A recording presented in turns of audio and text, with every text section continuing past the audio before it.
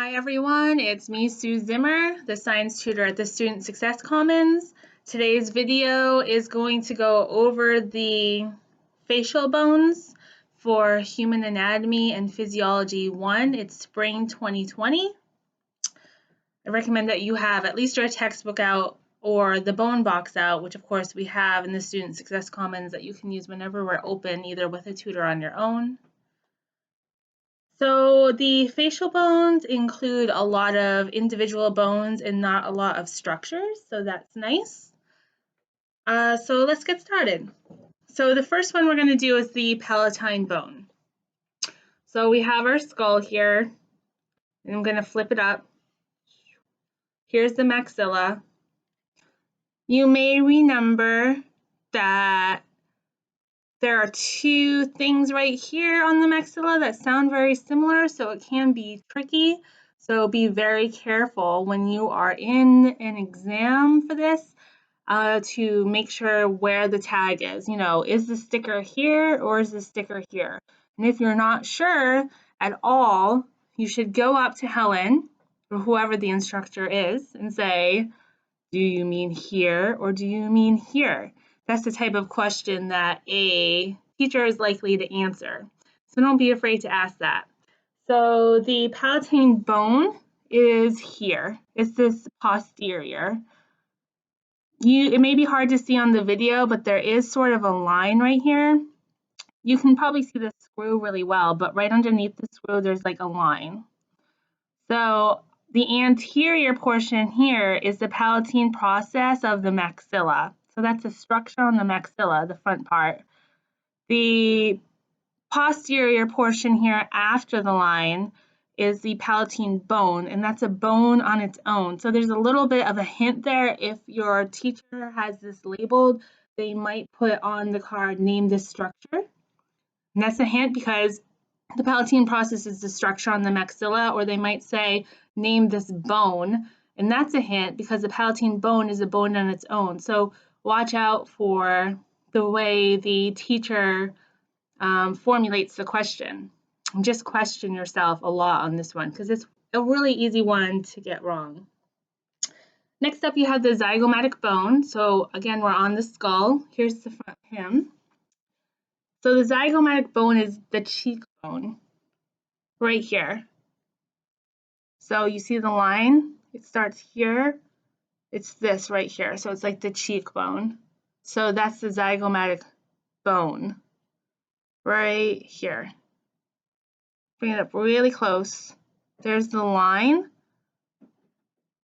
That's the zygomatic bone. The cheekbone is the zygomatic bone. Next up, you have the lacrimal. So this one's probably going to be a little bit difficult to see on the video, but the lacrimal is going to be like in here, next to your eye, in the nose. So I'll try to angle it so you can see it. And I'll put my finger in there. That's the lacrimal bone. So my finger's in it. I'm going to take my finger out. Hopefully you can see it. It's very, very hard to see on this video, but it's like a little dent, sort of, right here next to his nose and his eye. There's a dent, and that's the lacrimal bone. So the lacrimal bone has a feature on it, a structure on it, and the structure is the lacrimal fossa. So that's one. The lacrimal fossa is, it's just like a dip on the lacrimal bone. So my whole finger is covering it, and so it's really hard to see on the video, but this whole circle is the lacrimal bone, and then the dip in there is the lacrimal fossa. So again, you have to watch what language your teacher uses. If your teacher says, name this bone, what's the answer going to be? Lacrimal bone. If your teacher says, name this structure, the answer is going to be the lacrimal fossa. So the lacrimal fossa is on the lacrimal bone. So it's really important to understand the difference between structure and fossa. Because if she labels this, you're not gonna know which one she means because it's so tiny. So next up you have the nasal bone. The nasal bone is always one that gets students because it doesn't sound like a medical name. Yeah, and the nasal bone is up here on me, and get up close on the skull. It's right here. This is his nasal bone. See the lines for it? Got my fingers on it right there. That's the nasal bone. Students always expect it to have a more complicated name, so don't overthink it. It's just the nasal bone. Next, we're going to do the vomer. So if I angle him like this, and you look inside his nose, the vomer is this portion here, just this lower portion. It's like coming at you, the vomer. Don't confuse the vomer with the perpendicular plate of the ethmoid bone. The perpendicular plate of the ethmoid bone is here, the top portion. It's going straight up. The vomer is the one that's coming out and at you. So that's the vomer bone. That's an easy one to mix up. Just be sure of where the tag is if she labels it. Then you have the inferior nasal conchae. Look right into the nose. The inferior nasal conchae is this lower strip right here.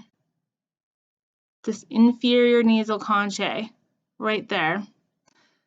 So sometimes students get mixed up with the inferior nasal conchae because right above it, you see this strip above it right here on the upper portion inside.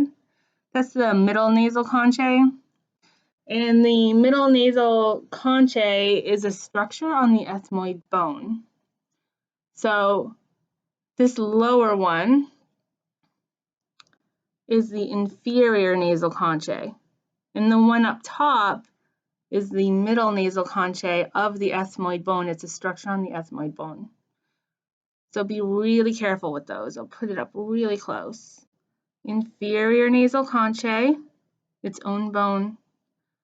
And then up top is the middle nasal conchae of the ethmoid bone, so a structure upon a different bone. So be really careful with those. And then last but not least, we have the hyoid bone.